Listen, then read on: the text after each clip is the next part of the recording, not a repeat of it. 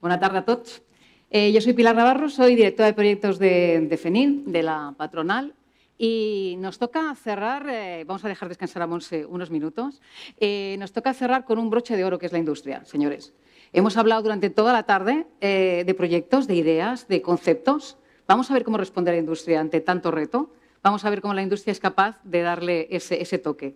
Tenemos 4 grandes conferenciantes que me van a acompañar en la mesa redonda. Contamos con Xavier García, CEO de la empresa Better Care. Contamos con Francisco Vázquez, General Manager de Electa, con Mariano Barbero, General Manager de Microport, y con Josep Cortina, Business Intelligence de Roche Diagnostics. Con lo cual, os podéis sentar como queráis, sin problemas. ¿Me dejáis a mí en medio? Bueno, pues venga, vamos en medio. No hay problema. Bueno, pues muy buenas tardes a todos. Vamos a, como la industria, a ser eficientes, ¿no?, en esta tarde. Vamos a ver si realmente podemos dar respuestas. Cada uno de vosotros tenéis un reto. El otro día, aprovecho tus palabras, Paco, porque el otro día en otra mesa decía, por fin hablamos de industria. Pues sí, vamos a dar soluciones a todos los retos que nos han dicho durante todo el día de hoy, ¿no? Y hay uno de los primeros ámbitos importantes que me gustaría remarcar y que fuese la primera pregunta o reflexión, más que pregunta, reflexión, es la importancia del dato sanitario, la transformación digital desde el punto de vista de la industria. Tenemos representados sistemas y tecnologías de salud, tenemos representados diagnóstico in vitro, tenemos representado cardio, tenemos representado los principales sectores que conforman, digamos, el corpus de lo que es FENIN. Con lo cual, quien quiera empezar, tenéis el micro, con lo cual, vosotros mismos. Venga. Venga, Paco, vamos a arrancar. ¿Me miráis todos a mí? Pues empiezo yo. Bueno, el dato. Yo voy a empezar retomando algo que habéis comentado aquí, ¿no? Tenemos los datos, tenemos el conocimiento, tenemos los soportes y los datos están ahí. Los datos es la materia prima y no la podemos utilizar. No la podemos utilizar por todo eso que estáis comentando, ¿no? Y digo esto porque los datos en el entorno tecnológico se vienen utilizando desde hace mucho, mucho tiempo y lo único que está cambiando es el objetivo de esos datos. Remito a cosas básicas, ¿no?, que decía, es las imágenes, la información clínica, ¿no? Se gestiona y se manda de un sitio a otro. El objetivo era simplemente el acceso a la información, tenerla accesible y poder hacer la consulta, la información con el paciente más inmediata, más accesible, más rápida. Ahora estamos queriendo utilizar esos datos para movernos en el entorno de reducir, voy a decir una palabra muy fuerte, el fracaso. Fracaso quiere decir que nos equivoquemos, que no tenemos el conocimiento, que la experiencia es un valor, por supuesto. Con esto, ¿a dónde me dirijo? Es que la industria tiene mucha capacidad de gestionar del dato, pero no es la propietaria del dato. El otro día me preguntaban, bueno, nosotros queremos hacer estudios de evolución, de cómo lo hacemos. Digo, no sé, yo te pongo el sistema, tú tienes la información, ¿lo gestionamos juntos? No, bueno, es que es muy complejo. Es que yo no te puedo dar los datos. Ya, pero tú me estás pidiendo a mí que te diga cómo hacerlo. Yo te pongo las herramientas, pero tú no me das tu parte, ¿no? Entonces, yo creo que la colaboración es una palabra que vamos a tener que gestionar de una forma muy amplia y flexible, probablemente. Dicho esto, ¿estamos preparados? Sí. Y estamos un paso por delante de lo que están las instituciones. Pero mi preocupación es que el paciente está todavía un paso por delante nuestro. Totalmente.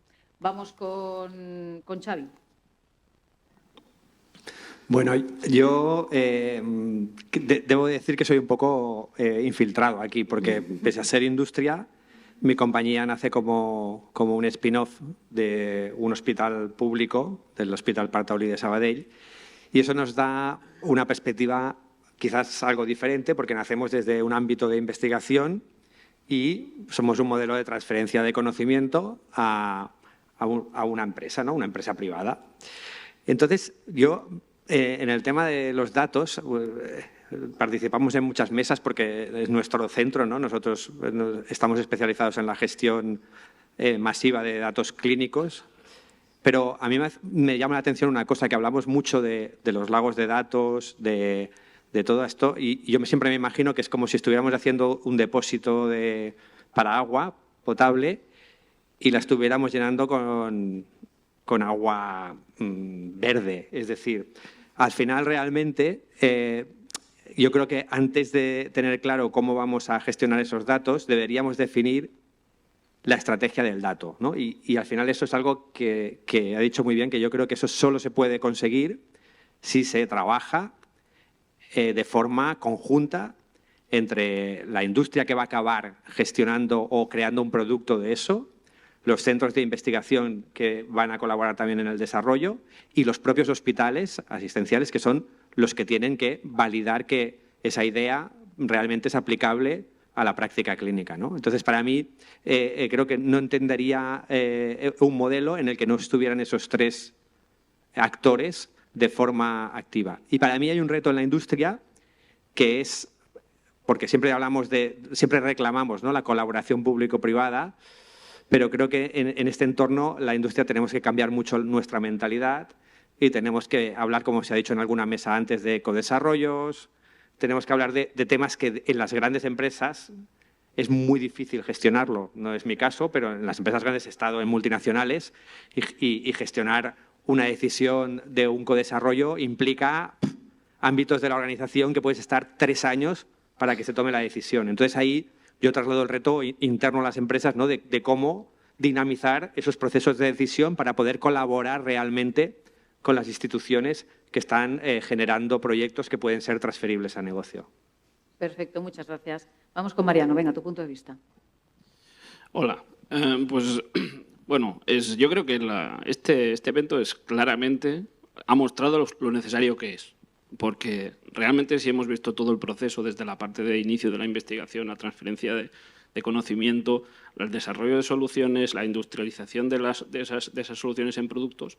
Y a mí lo que me preocupa y donde más cercano me siento actualmente es en la parte final. Estamos hablando de medicina personalizada. Medicina personalizada, hablamos de una persona que es el paciente y una persona que aplica esa tecnología que es el profesional sanitario. Y en mi experiencia, lamentablemente veo que el enorme caudal de conocimiento de tecnología que existe muchas veces no llega hasta el sitio donde tiene que llegar.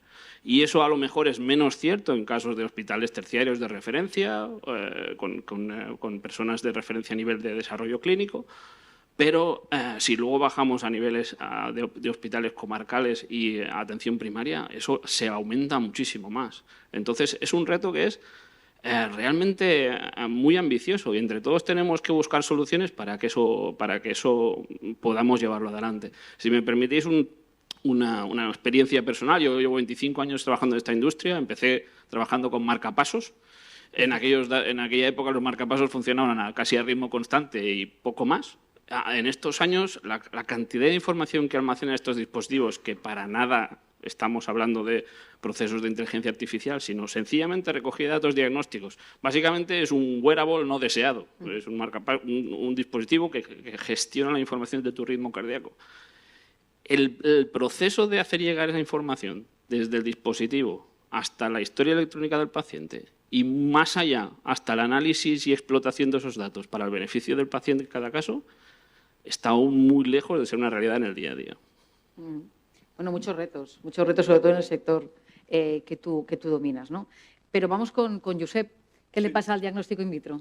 ¿Qué tenemos aquí con los datos? Bueno, yo coincido en general con todos mis colegas. Sí que es verdad que lo que comentabas, ¿no?, la industria quizás va un paso por delante de la estructura sanitaria. Todo el mundo tenemos claro que hemos de hacer más con lo mismo o con un poco menos de recursos. No es el momento de pedir más recursos, sino de ser más productivos y la estrategia en la gestión de los datos pues es fundamental, ¿no? Tenemos toda esa información que no se está utilizando, tenemos sistemas, propuestas que a lo mejor no impactan más que en un área determinada de un cierto hospital y que 15 kilómetros más allá no sirve para nada.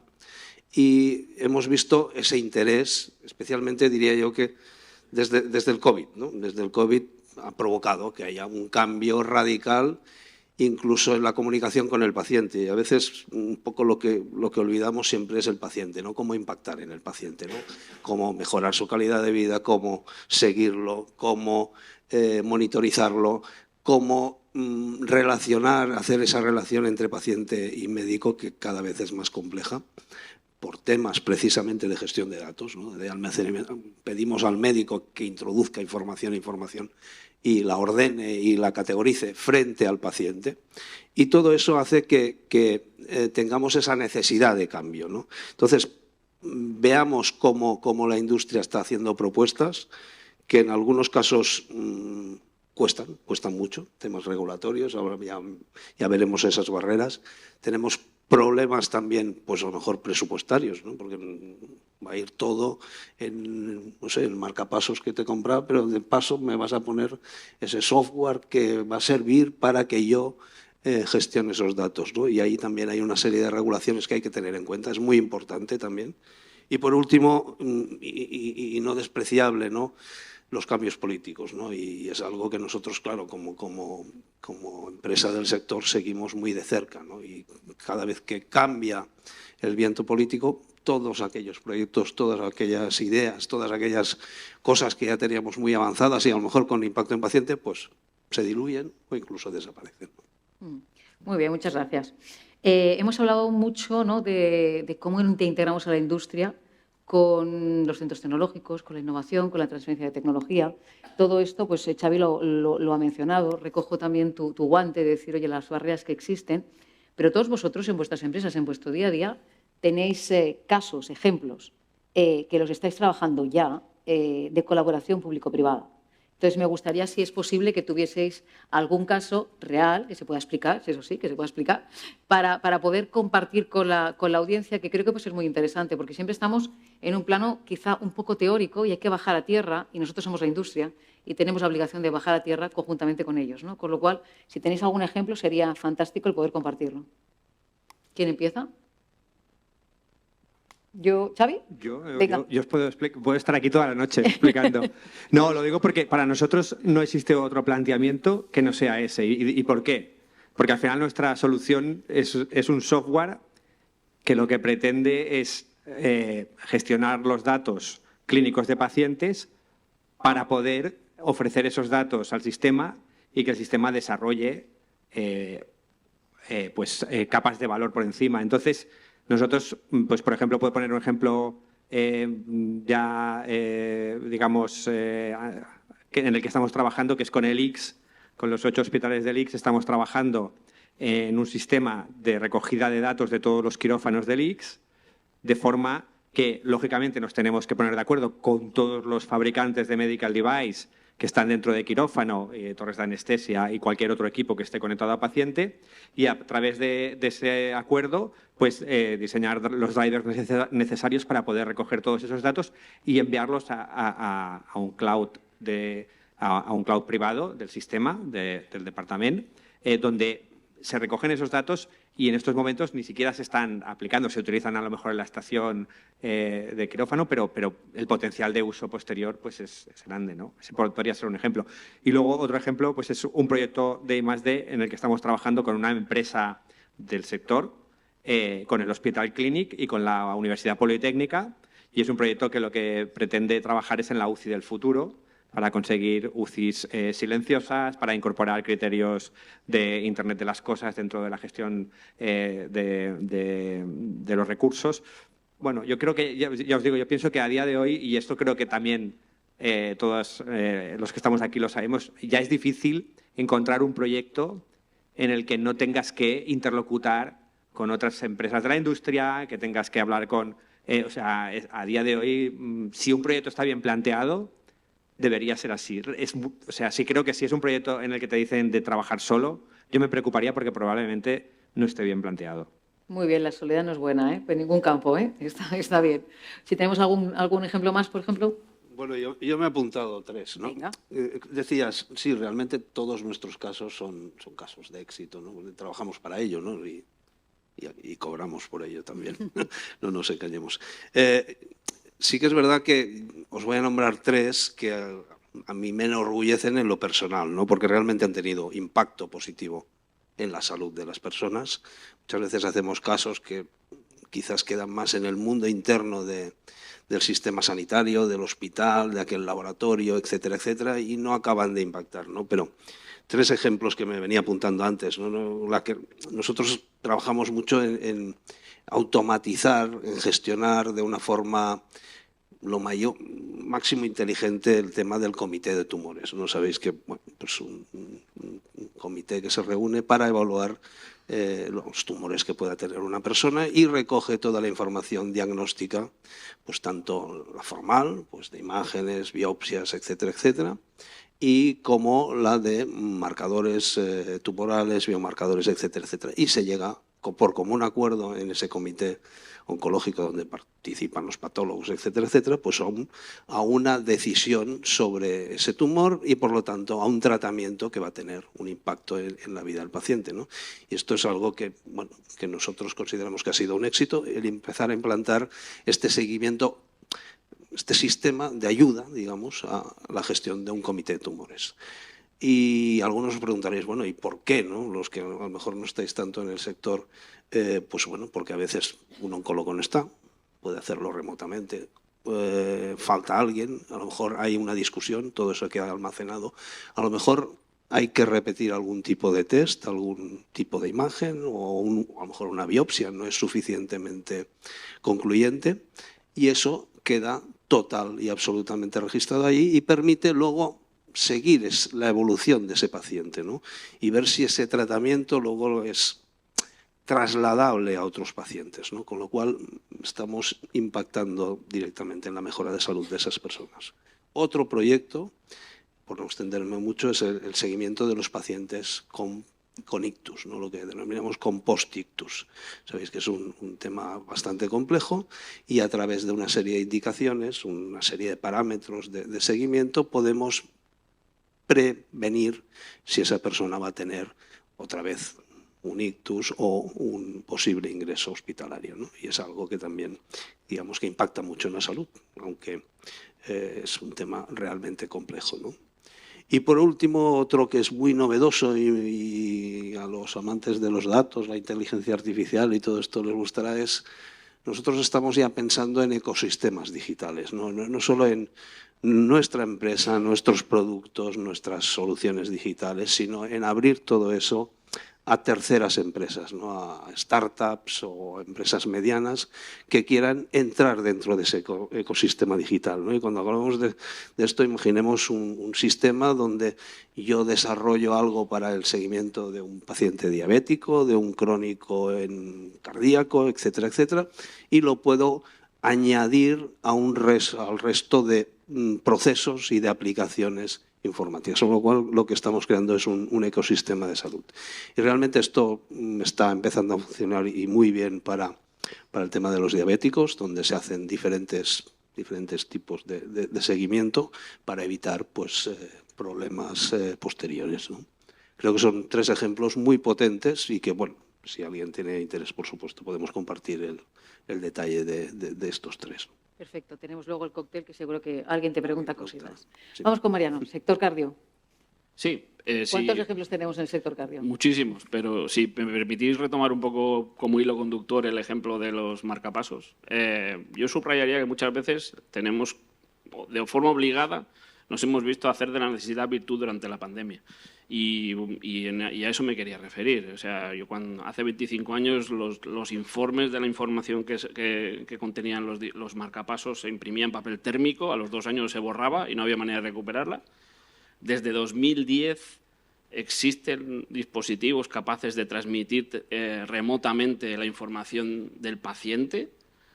Y en cambio, no fue hasta 2020 cuando hubo un impulso fundamental en que muchos hospitales adoptaran la monitorización remota de dispositivos cardíacos activos, porque realmente no querían que los pacientes fueran al hospital por el riesgo de contraer COVID.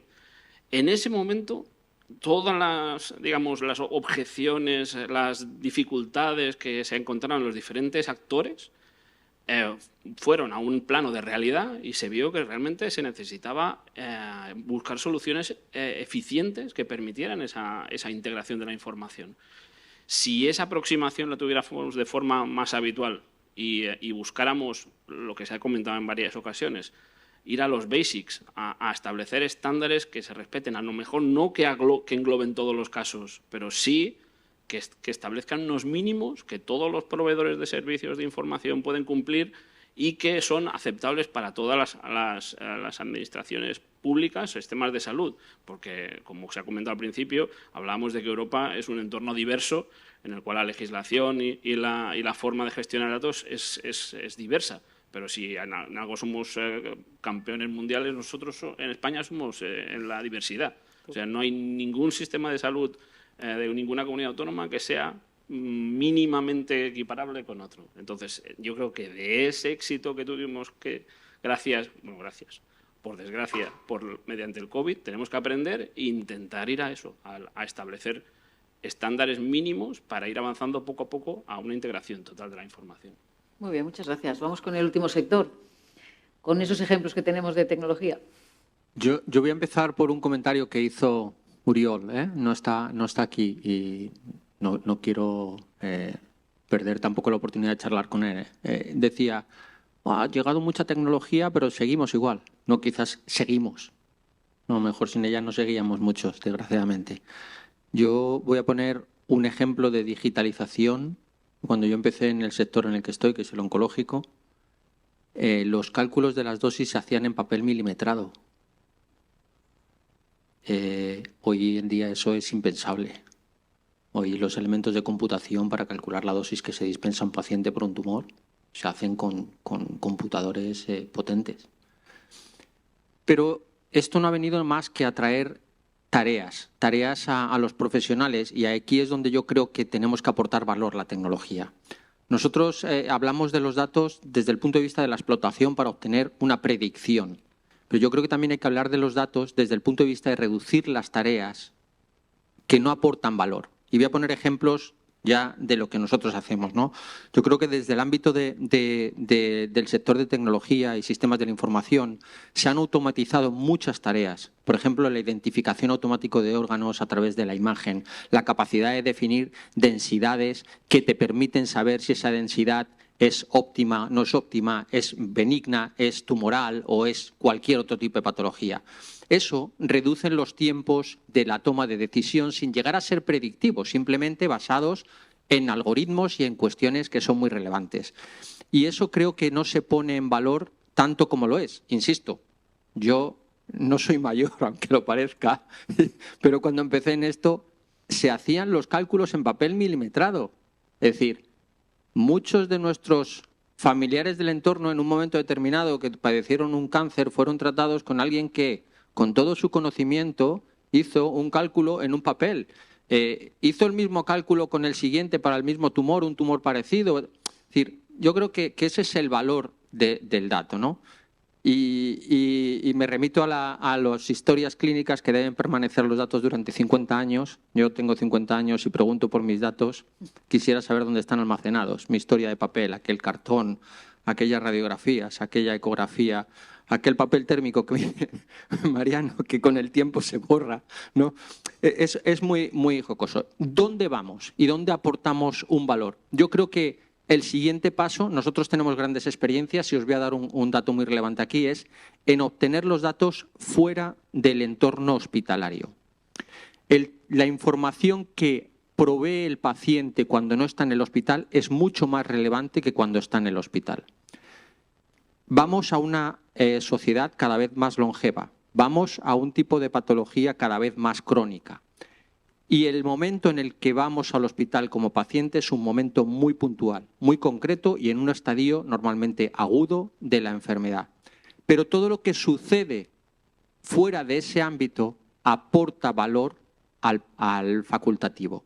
Nosotros tenemos un proyecto, no es un proyecto, es una realidad. Estamos trabajando en el ámbito de recoger todos los procesos que sufre el paciente oncológico durante el tratamiento y el seguimiento. ¿Esto qué quiere decir? Cosas muy básicas tal que el paciente tiene náuseas, tiene dolor, tiene enrojecimiento de la piel. Cuando el paciente va al mes a la consulta, la mitad de esos episodios los ha olvidado. Y es lo que decía Petia, el médico me hace 17 preguntas de las cuales algunas no tengo ganas de contestar, no quiero acordarme y otras no me acuerdo. Con lo cual, la calidad del dato es muy baja. Bueno, los estudios nos demuestran que con esto se reducen en un 40% los tiempos de consulta, porque hay muchos datos que ya obtenemos previamente. Segundo, la mejora en los resultados de salud, ahora mismo, dependiendo de la patología, dependiendo de la edad del paciente, dependiendo de la sociedad. Os digo, esto es cultural, pero en el norte de Europa los datos son mejores que en el sur. La adherencia al uso de tecnologías, del teléfono, de este tipo de cosas en el norte de Europa es más que en el sur, con lo cual la calidad del dato es mejor. Estamos ya en mejoras de calidad de vida, de supervivencia y de resultados en torno del 15%, que en el ámbito oncológico es mucho, es mucho.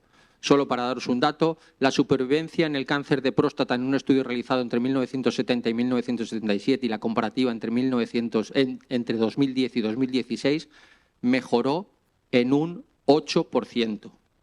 Con esto estamos diciendo que vamos ya a conseguir que el paciente, quizás no lleguemos a ese rango del 15% de supervivencia, pero sí de la calidad de vida, que al final es un ahorro del coste sanitario, tengámoslo en cuenta, porque el paciente acude menos veces al hospital, porque está más controlado, etcétera, etcétera.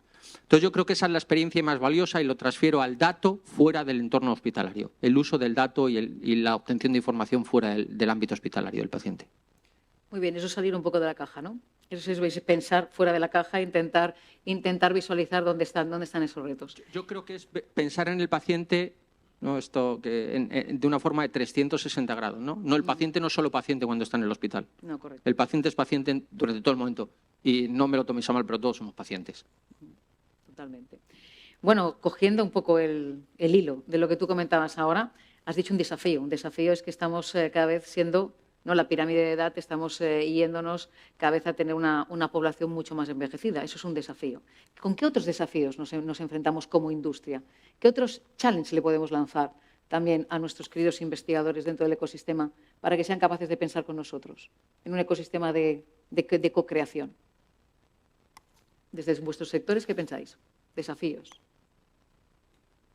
Hay uno que va muy relacionado en lo que acabáis de comentar, que es el continuo de los datos. Es decir, todavía nuestros sistemas están organizados por silos y eso es algo que impacta totalmente en una pérdida de eficiencia. Entonces, dentro de los proyectos, aquí en Cataluña, por ejemplo, se están desarrollando algunos proyectos de transformación.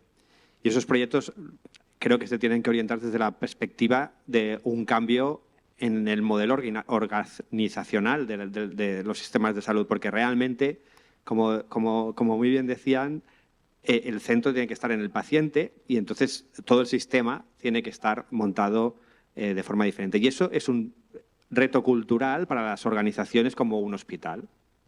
En un hospital, los especialistas tienen que entender que van a perder el poder en ciertas áreas para centrarse pues en casos de alta complejidad y probablemente casos que antes se gestionaban en la especializada tengan que pasarse a gestionar a través de las herramientas tecnológicas y de ese continuo de datos en otros ámbitos que a lo mejor incluso en el pasado no estaban ni dentro de ese mapa asistencial, ¿no?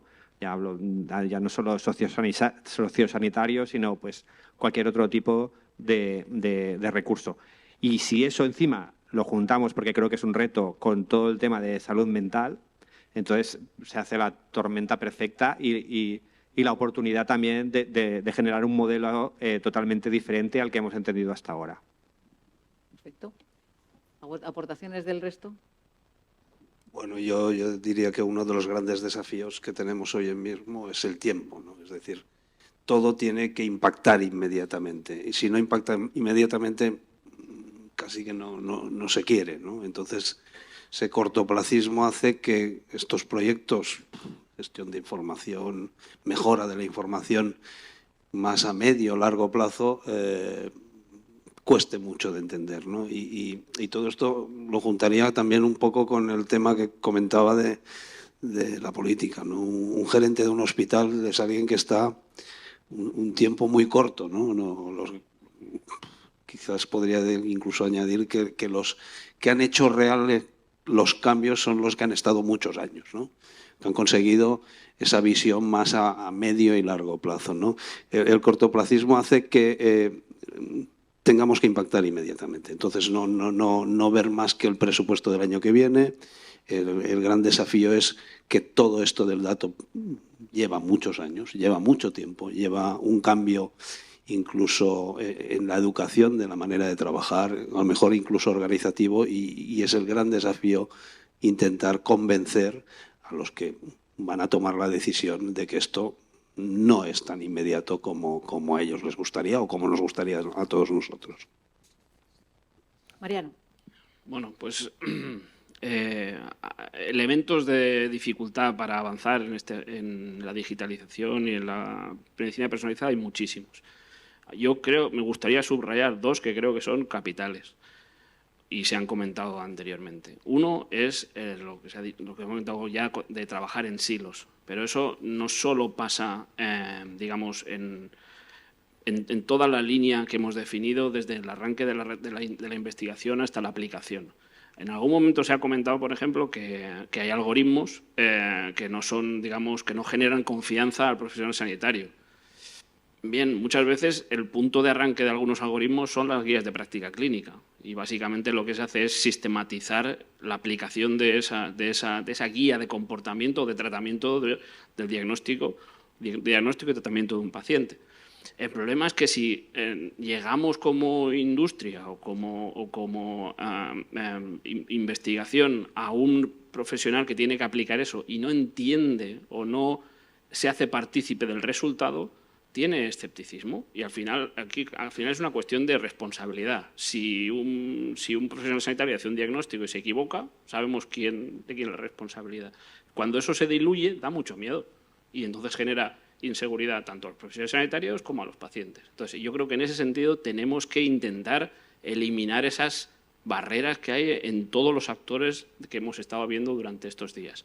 Y algo que abunda en esas barreras, que en mi opinión es muy importante, es la disponibilidad de recursos. Porque cuando tú como industria te planteas poner en marcha un proyecto, todos pensamos, esto es un proyecto con unos tiempos de ejecución muy limitados, vamos a ver cómo gestionamos los recursos, pero es que llegas a los profesionales del sistema sanitario, de sistemas de información, y ves que también tienen sus limitaciones a nivel de disponibilidad, tienen que gestionar multitud de proyectos en paralelo, no siempre están, desde la distancia que tú lo ves, idealmente priorizados. Claro, ellos tienen otra visión, obviamente, porque están en un entorno diferente. Y luego el problema es que cuando eso luego llega a quién lo tiene que aplicar, te encuentras que dices, vamos, de alguna forma se está cambiando la forma en que yo estoy trabajando y estoy tratando a mis pacientes. Con el nivel de presión asistencial que tengo, ¿cómo voy ahora a ponerme a cambiar la forma de trabajar, lo cual me genera un retraso en la parte asistencial? Y es una bola que se acumula y muchas veces se da un pasito para adelante y dos para atrás. Entonces, creo que tenemos que, entre todos, intentar ser conscientes de esas limitaciones y plantear los proyectos de una forma realista. Porque muchas veces tenemos, yo el primero, una visión muy utópica de dónde queremos llegar, pero es mejor avanzar de forma sólida 2 pasos que no tener que retroceder más tarde. Perfecto. Paco, el último desafío. El último desafío de la noche. Venga. Para mí el último desafío es una pregunta para la mesa previa. Es la calidad del dato. O sea, mi mayor preocupación y mi mayor desafío desde la empresa es, desde la industria, es nosotros generamos datos, pero sabemos el dato que se genera. Cuando se mete en una base de datos no sabemos lo que se compara. Pongo es información que podéis encontrar por ahí. La mayor parte de las bases de datos, puedo estar equivocado, pues no soy un experto, pero proceden de países, como es lógico, desarrollados, como es Europa o como es Norteamérica. Europa es el 16% de la población total del mundo. Podemos decir que esos datos son comparables para cualquier persona que esté en cualquier parte del mundo para tomarlos como referencia. Entonces es una preocupación, ¿no? Y es lógico, ni la genética ni el modo de vida es comparable entre unas zonas y otras. Y eso afecta, ¿no? En una conferencia sobre genómica hablaban de un concepto que es la predisposición a, ¿no? No lo que ya viene expuesto, sino cómo tu desarrollo te predispone a ciertas cosas. Y entonces eso hay que tenerlo en cuenta. Entonces, para mí la mayor preocupación es la calidad del dato. Y ahí voy a aportar una cuestión que nosotros estamos trabajando porque es nuestro ámbito, y es la aplicación de la tecnología dentro de la calidad del dato. Voy a explicarlo porque es un poco complejo, y es la siguiente. Es decir, los resultados en salud se miden en el tiempo. Entonces, lo que estamos midiendo hoy son lo que aplicamos hace unos años atrás. ¿Cuál es el problema? Es que la tecnología que aplicábamos en ese momento es muy diferente a la que aplicamos hoy. Entonces, cómo los desarrollos tecnológicos hay que tenerlos en cuenta y hay que ponderarlos a la hora que estamos queriendo cambiar las formas de trabajar o aportar esa inteligencia, ¿no? Esos son para mí los dos grandes desafíos que nos encontramos desde la industria, ¿no? La calidad del dato y cómo la evolución de la tecnología afecta al dato que estamos analizando hoy, que viene del pasado. Muy bien, pues muchísimas gracias a todos. Un aplauso para los ponentes, ¿vale? Y bueno, con este broche de oro de la industria nos vamos a degustar el cóctel que tenemos para todos ustedes y nos vemos mañana. ¿De acuerdo? Muchas gracias.